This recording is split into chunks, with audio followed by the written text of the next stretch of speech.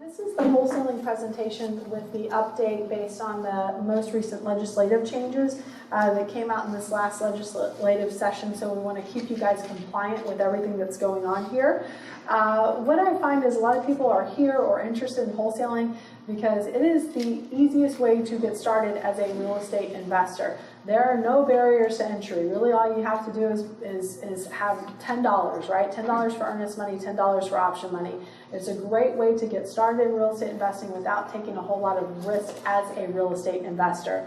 But I will say you do have to be pretty savvy when it comes to marketing, right? The actual finding of the deals, the analysis and due diligence, the actual kind of figuring out, is this a deal? And of course the contracting piece as well.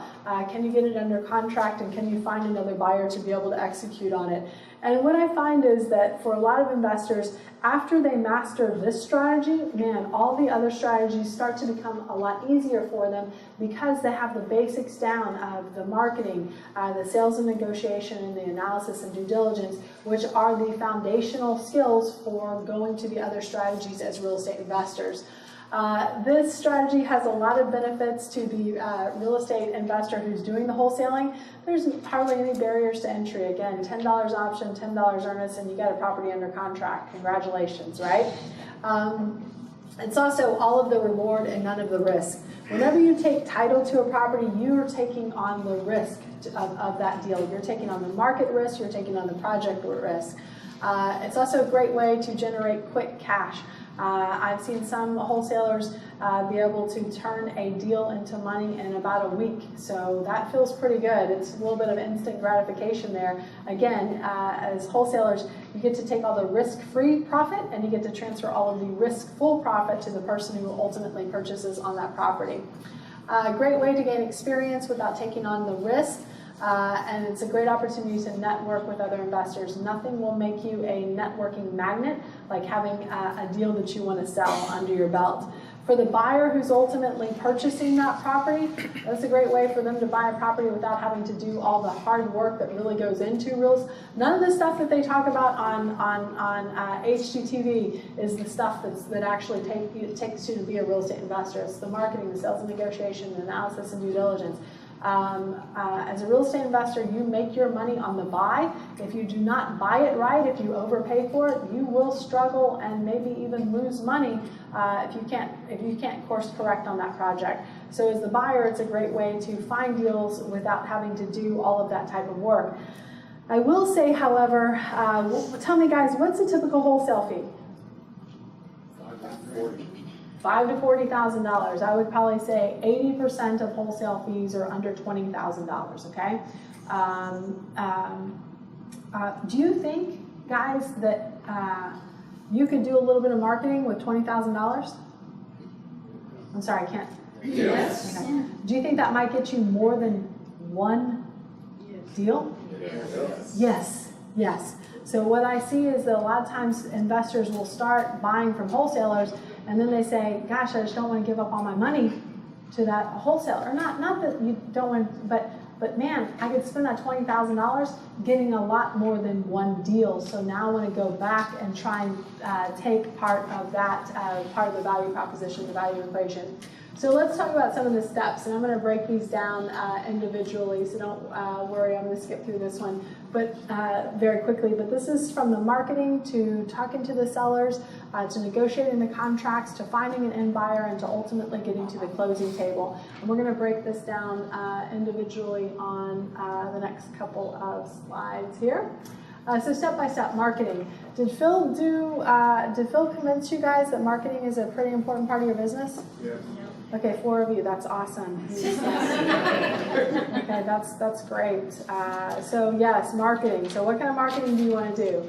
There's several strategies, and I'll put some of the low-cost strategies first. There are strategies that are low-cost strategies, the driving for dollars, door knocking, bandit signs, business cards, that sort of stuff. But then there are strategies, and those are great strategies for the people who are unemployed or underemployed, okay? That means you have a lot of time on your hands to be able to look at and chase down this type of marketing. Now, if you are working a full-time job and you're working somewhere between 40 and in some cases, I know some of you guys are working probably 70 or 80 hours a week, then you don't have time to throw time at the marketing problem. But if you're working that much, you better have money to throw at the marketing problem. Some of the money that you throw is usually direct mail type activities, radio, the big billboards, that sort of stuff. So marketing's a problem that we all have to solve. Some of us will throw more time at it, some of us will throw more money at it. Everyone's marketing plan is going to be a little bit different, again, based on how much time and how much money they have.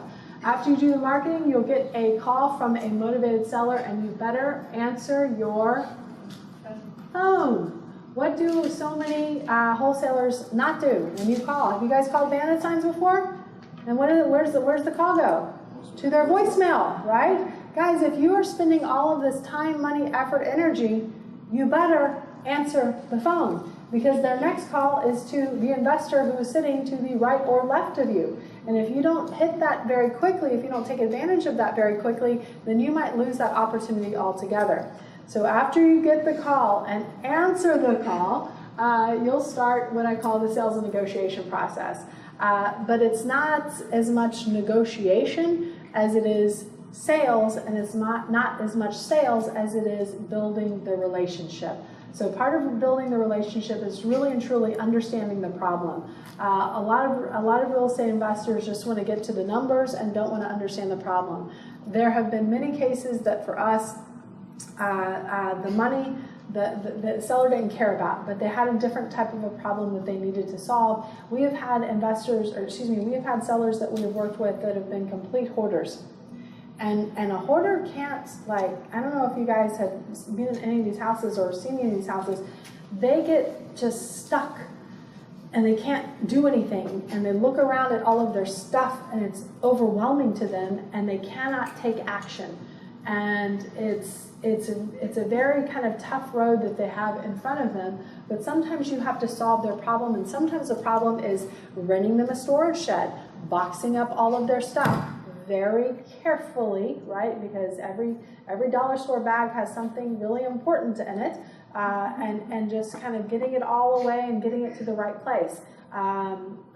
So sometimes the motivation is different than what you think it is. Sometimes the problem is different than what you think it is. You need to understand that in order to build that relationship. Because have you guys ever heard someone say, I got the deal, or I got X, Y, and Z, but even though I wasn't the highest offer? Right? Yes? Right? Or I gave this to someone even though they weren't the highest offer because I like them. And usually you like them because they're open and talking to you, building a relationship with you, and you've got something going there. So as much as you guys would like to think that it's all about the numbers and just the highest offer wins, and in some cases it is, but not in every case is it. So find out when there's a difference and go to that place with them. You'll conduct the interview, find their reason for selling, understand the condition or the repairs that are needed on the property, and always express your interest in purchasing their property. Because if you do not, they will call another investor who they think is interested, because they may think, oh, this property, no one's going to want it because of X, Y, and Z. Not knowing that it would be me, I want it. So some people play kind of negotiation game and don't express their interest, sincere interest in purchasing it, which sometimes puts them in a difficult situation to be able to back out of. Analysis and due diligence. So how many of you guys are using Zillow, Truly, or Redfin to get your comps? A couple of you guys. Okay. How many realtors in the room? Realtors in the room? When someone says to you, well, Zillow says, don't you just want to punch them in the neck? Yes? Yes, sir? You too? Yes. It's very annoying to us realtors and brokers, right? Because Zillow is interesting, directional, right? Right, plus or minus 10%, maybe. But are you going to make a $400,000 investment based off of directional information? No. Are you going to make a $400,000 investment based on free information off the internet? God, I hope not. But for some reason, even though it's clearly none of you guys, For some reason, I see a lot of investors who are making decisions off of this resource, okay? This will get you in trouble. This will get you in a lot of trouble. I'll give you a quick example of one that would get you in terrible amount of trouble.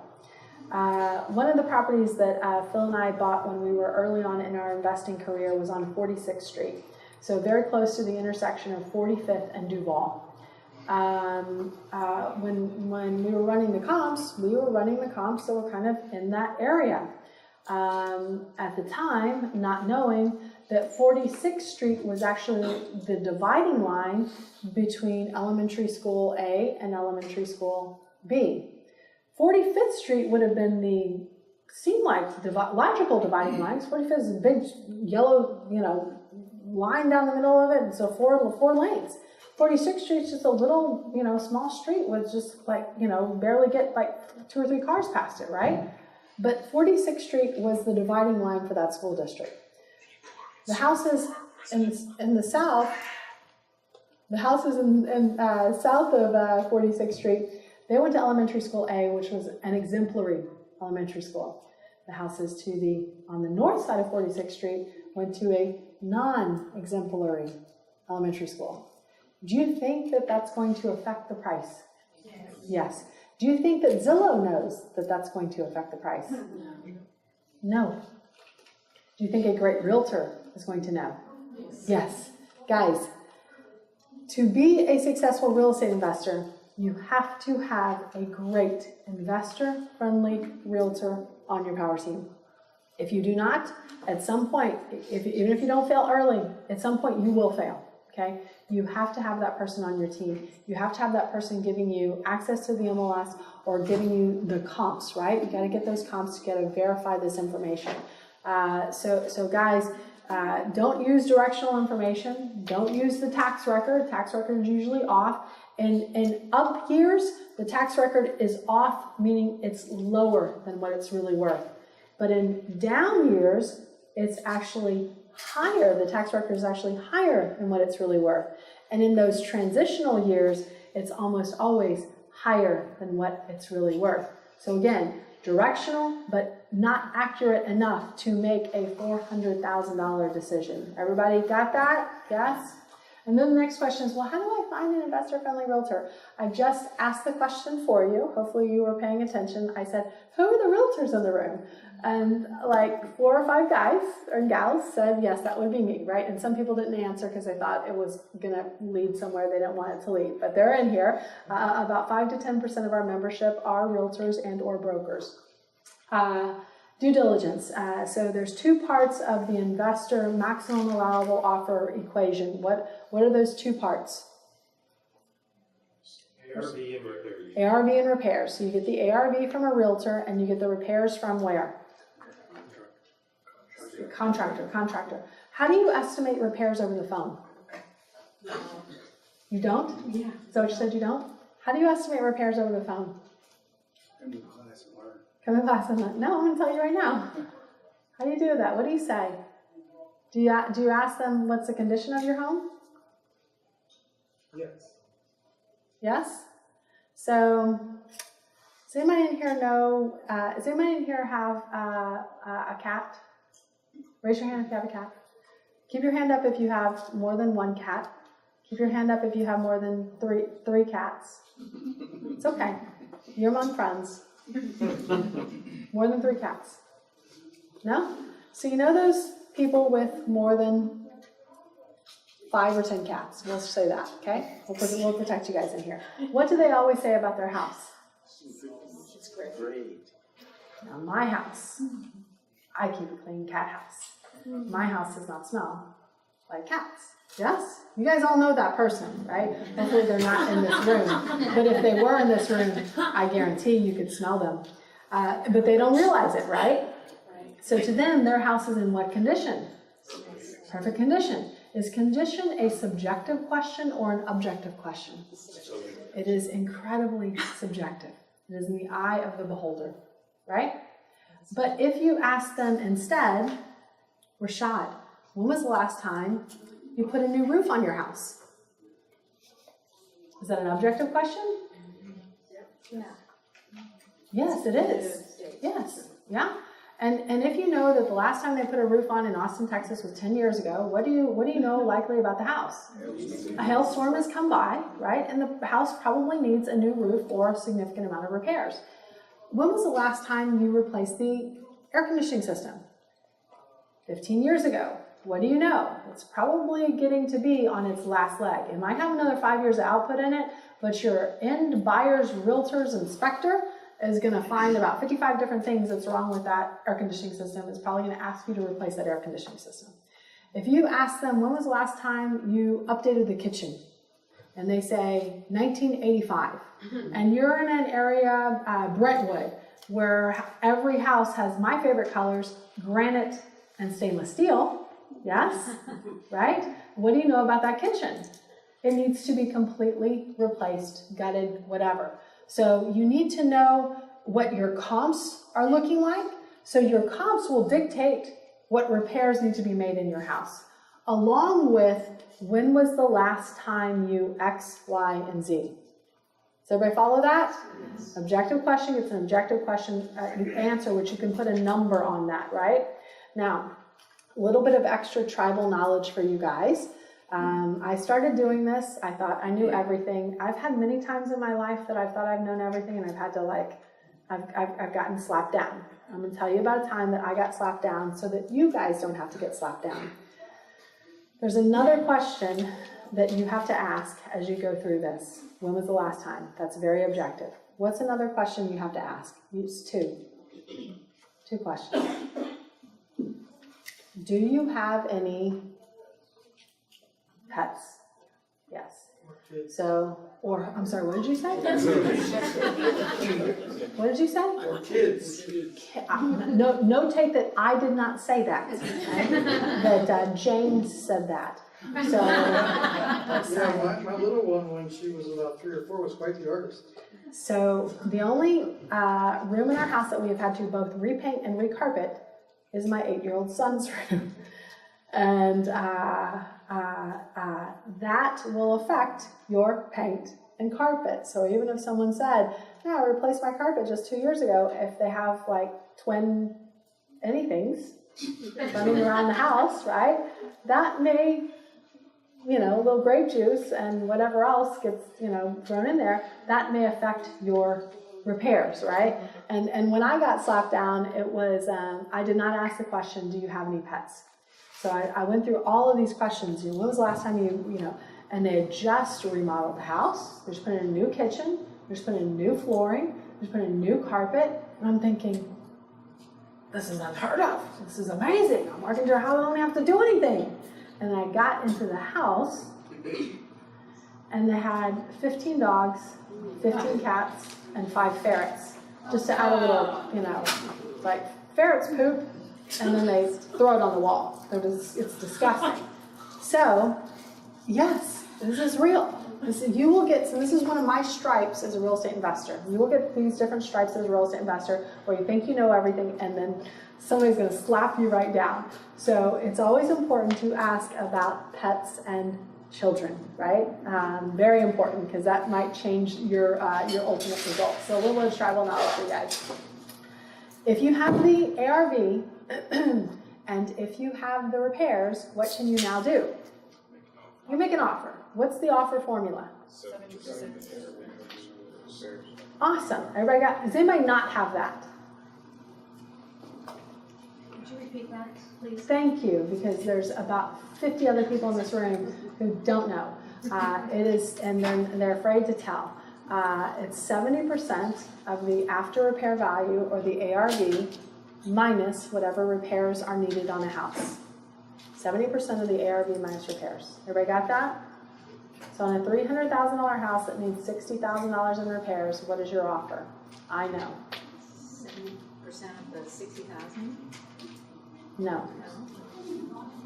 Don't take Tracy with you to make your offer. I knew. No, it's okay. No, you're good. You're good. What was it again? ARV is 300. Repairs are 60. What is your offer? 150.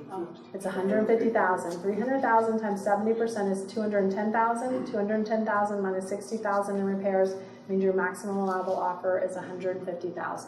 That's what a fix and flip investor wants to buy that property at. Okay? Yes? Good. Make an offer over the phone. Meet with the seller at the house. Now, this is where you might get slapped down a little, because this is where you might realize, oh crap, I forgot to ask X, Y, and Z, and that's something that's going to change either the value or that's something that's going to change the repairs that are needed on that property. Yes? So you may have to adjust the offer. You'll sign the agreement, you'll sign the contract. You can send the contract via DocuSign. That's how most realtors are doing it. But sometimes when you're live negotiating, you're just going to bring a full contract with you.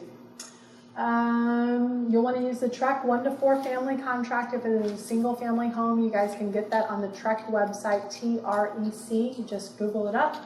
After you get the property under contract, you have an executed contract. You will take that contract with the earnest money over to the title company. You'll give the earnest money to the title company, and you'll give the option money to the seller. If you put earnest money in there and you only bring the contract to the title company, you now have something called an unenforceable contract. An unenforceable contract, it doesn't mean that you can't close on that contract, but what that does mean is if at any time the seller says, I don't want to close on that contract, because the seller, for example, gets another offer, a higher offer from another person, then now all of a sudden they can back out of the deal.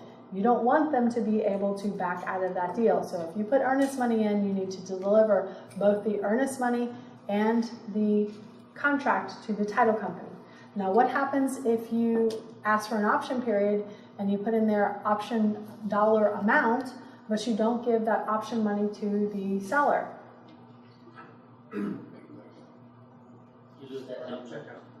You lose the option to terminate. So now you have a full-on contract, right, without an option to terminate. So you have no option period. You have no time to be able to get out of that contract. So if you put option money down in the contract, you need to give that option money to the seller. That contract is still enforceable whether you give that option money or not, but what you lose is the ability to terminate that contract if you find something that you don't like. Step 7, market the property to buyers. Where do you find buyers? Yeah, right next to you. Yes, thank you. Good, thank you. So the real estate clubs, listserv, landlords, IRA events, hard money lenders, etc. Give those buyers the stats, but don't just give them the ARV and don't just give them the repairs. Many real estate investors want to hold properties as rental properties. They want to hold those properties for the long term, so also give them the rents in the area so that they can figure out how much they want to put down and how much cash flow they're going to get on the property. This is the last sentence was, include your wholesale amount in your sales price to the end buyer. I cannot believe that I had to write that in there, but I had to write that in there because I had a wholesaler bring me a deal and they gave me the price and I said, yeah, no, I like that price, I want to buy the deal. And then 2 weeks later they say, well, what about my wholesale fee? And I'm thinking, what do you mean? It wasn't in the price that you gave me? Well, no, it wasn't. I was kind of trying to figure that out. What? So please don't annoy someone else. Put your wholesale fee into that offer that you give to that other person. You'll meet with the buyers, some of the buyers that you'll find here over at the property, or for me, if it's a vacant property, I'll just send them with a combo code for a combo lockbox. I will say, please protect yourself. What does that mean? Have the property under contract. That insulates you usually from another investor coming along and snaking that deal out from underneath you. It doesn't give you full insulation. There are a lot of sellers who will just completely ghost you, not return your calls, your text messages, your emails, not answer the door when you come, because after they put it under contract with you, another investor came by and gave them $1,000 more, and they said, I like your offer better, so I'm going to go with your offer, not knowing that you can't really do that, because once you commit to selling the property to someone else, you can send a backup offer, but you just can't ignore the first offer. That's not how contracts and contract law works, even though sellers sometimes think that. The justification for a seller is this: well, they offered me more, of course I took it. No, there's no provision for that in the TREC contract. The TREC contract is a unilateral option contract, which means only the buyer can back out, not the seller and the buyer. So protect yourself, put it under contract. Another higher level of protection is anyone you're showing this property to, make them sign a non-circumvent agreement so they cannot go around you, okay? Now, there will be other buyers who you do not know who will try to go around you, and that's why having it under contract and explaining to the seller, you can't sell it to anybody else now, just want to be clear, you can't even, you may even consider telling them, you can't even entertain any other offers, you are selling this to me. Now, can they entertain a backup offer? Yes, but it is a backup in the event that my contract does not go through. It's not in lieu of my offer if you get $500 more. But that's how sellers think, that's how motivated sellers think, so be sure to protect yourself. So the legislative update, I'm sorry, this is a iCharts too. I'll go and read this to you, what it says. The statutory change clarifies that a person selling or offering to sell an option or signing an interest in a contract to purchase real property is engaged in brokerage, real estate brokerage, which is governed by TREC, if they do not accurately disclose to potential buyers the nature of the interest offered. The bill amends the property code to require the seller of an equitable interest. That means when you have something under contract, you have an equitable interest in that property. So you have to disclose that equitable interest when selling or offering to sell an option or signing an interest in a contract to purchase real property to disclose to any potential buyer. So to me, I'm going to just hop on the soapbox for 1 second. When I'm wholesaling a property, to me, that's pretty clear that I'm not selling a property and this is a property I have under contract with someone else. I'm selling my interest in the property. TREC, the Texas legislature, disagrees with that, and TREC enforces that disagreement. So you can't just say, I'm wholesaling it. Duh, of course I don't own it. That does not pass muster with Texas legislature or TREC, the enforcing body. So what you have to say in your assignment agreement is that you do not own the property. Duh. Even this is like, duh. You have to disclose, I do not own the property. I'm selling my equitable interest in the property. I'm selling my contract. Okay? Otherwise, TREC thinks you are engaged in brokerage activity. Now, you can be engaged in brokerage activity if you are a realtor or broker, but if you are a non-realtor or broker, you have to disclose this. Just to be clear, it's not saying you can't do this, it's just saying you need to disclose it. Does that make sense? Do they have a form with TREC? TREC does not have a form. For the No. assignment? No, they do not. You have to make one? You have to make one. There are thousands of them online, but Which one do you recommend? but the thousands of them online are effective for states all over the country. Okay, they don't have this extra language, which you have to include in your individual assignment agreement of the wholesaler does not own the property. They're selling their equitable interest. They're not selling the property. They're selling their contract. You have to write that in.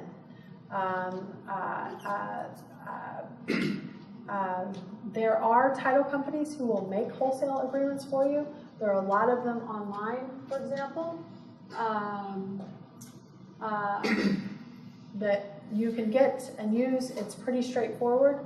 And straightforward, here's what I mean. Identifies the property to be sold, identifies who it's going to be sold to, gives the address as well as the legal description, gives the assignment fee, gives the underlying purchase amount. So if I have it under contract for 50, but I'm selling it to you for 75, your full purchase amount is 75. But when you get to the closing table, you're going to see $50,000 as the sales price on the HUD, but you'll have an additional closing fee of $25,000, which is my wholesale fee. So it breaks all of that down, so it's very clear. Initials and signatures. But again, now you are adding that extra piece, which includes the additional disclosure on there. So after you get to come to an agreement with the person that you're wholesaling that property to, you'll sign that agreement. And again, this just discloses it. You're selling the contract. You're disclosing you don't own it, disclosing you have an equitable interest, disclosing you have it under contract for purchase to buy. Again, you don't own it. In a double close, so if you're doing a single close and just doing assignment, it's one TREC contract and it's one assignment contract, okay? One 9-page contract and then one 2-page contract.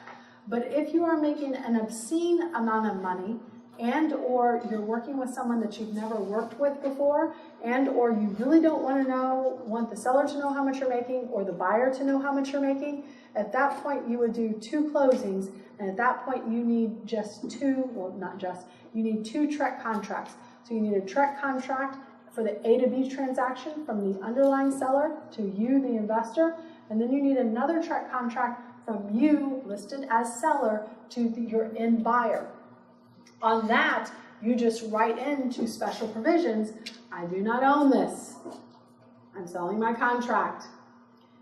You also have to add, if you're doing a double close, if the underlying seller and the underlying transaction A to B does not close, then we're not closing either.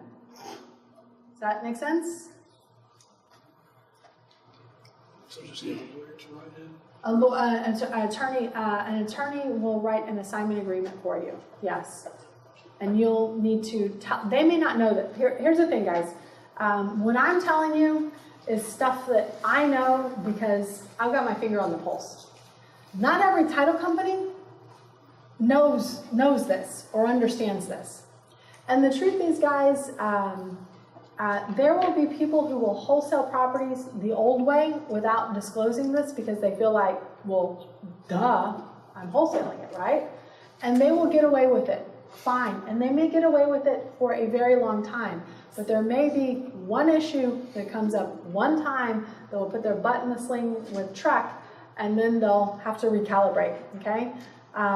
So just like sometimes the speed limit is 60 and sometimes I go 80, right? I'm taking a risk. You can take a risk and not include any of this, but at some point you will get pulled over and get a ticket, like I do. A lot. Too much information. So again, you can substitute your name on the agreement or the contract with the seller for the end buyer's name, or do a simultaneous close, a double close. All this can be done at the closing table. So don't, a lot of people maybe disclose a little too much information up front. Sometimes I'm just telling the seller, yeah, I'll see you at closing, I'll see you at closing, see you at closing. And at closing, I'll give them one extra document to sign while they're signing 55 other documents. And as long as their money does not change, which is the only thing that they really care about, yeah, sure, well, just show me where to sign it. Let's keep going. Step 11, send the revised contract to the title company with your invoice. I have seen wholesalers not get paid because they do not submit an invoice to the title company. Title companies are awesome paper pushers. They're awesome at checking off things and following steps. But if you do not give them an invoice, they don't know what you're making. They don't know what you're wholesaling it for. And sometimes they will leave a wholesaler off the HUD, and then you got to go and try and recover that from an end buyer after a property has already been closed on, which is not, when you're dealing with a good person, yeah, they're going to do it. But when you're dealing with someone who's not as good, I've seen wholesalers get not get paid. So please send an invoice to the title company. Sounds like duh, but I want to say that again to protect you guys. So again, you get paid on the HUD or the closing disclosure statement from the end buyer. You'll cash the check. You'll do it over and over again. Remember, guys, you are not negotiating. You're building a relationship, right? It's not always the highest price that wins. But it's always the person who solves the problem the best. Offer formulas. We talked about this. Again, 70% of ARV minus repairs is what I want to buy it for if I am buying, fixing, and flipping. If you are putting it under contract to wholesale it, you may want to reduce your purchase price by your wholesale fee, okay? Because if you bring it to me and I say, well, this is close, but it's not the 70%, your wholesale fee is going to go from whatever you thought it was to whatever I feel comfortable the number is, or the other investor feels comfortable the number is. So, but I will say the other side of the coin is, if you can't get that number even below 75% of ARV match repairs, you will still have buyers. You'll just have to look for the premium buyers who are desperate to get a property and are willing to take not as much profit, and or the premium buyers who are looking to buy and hold property as opposed to buy, fix, force value in a very short amount of time. Does that make sense? Papering up the deal, again, you'll use a state contract, the TREC contract, the standard contract. You'll do an assignment agreement, so you can get an assignment agreement online, or if you're doing a double closing, you'll just use 2 TREC contracts. To wrap this up, guys, the truth about wholesaling, it's fun. It can be easy money, but you can also put a lot of work into it. For me, I have paid $70,000 wholesale fees, and people have paid me $70,000 wholesale fees. There's a lot of opportunity to do this, and a lot of opportunity to make money doing this. It's a great networking strategy to build up your power team, work with other investors. Great at getting started, not a lot of risk, but it is hard to make a full-time living as a wholesaler. What we find is wholesalers might start that way, but they may ultimately graduate to other more profitable strategies. Typical wholesale fee, $10,000, maybe $20,000, right? 80% probably are in that range. Typical fix and flip fee, maybe $60,000 to $80,000. At some point, you'll want to graduate and go over to that strategy so that you can take more advantage of the entire value proposition there. So you've never heard of the millionaire wholesaler because there's not one, because they always go up to the other strategies that make more money. So use this as the starting platform to be able to grow your investing business further and further. And I do see a lot of investors who start here and then start making a lot of money doing some of the other strategies. So guys, this is the end of the presentation for the keynote tonight. I hope this was helpful for you, especially the part about the kids.